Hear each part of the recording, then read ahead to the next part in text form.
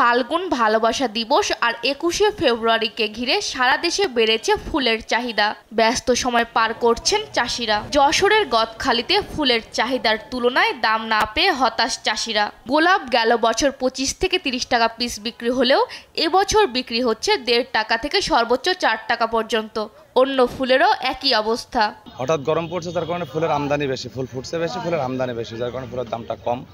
আরও একটা বড় বিষয় হলো ১৪ই ফেব্রুয়ারি এবং আমাদের ধর্মীয় অনুষ্ঠান শবে বরাত একই দিনে পড়ছে, যেহেতু আমাদের মুসলিম কান্ট্রি, মুসলিম, সেদিকটা আমাদের খেয়াল আরও, যার কারণে ঢাকার ব্যবসায়ীরা ঢাকায় খুব বেশি মাল নেয়নি।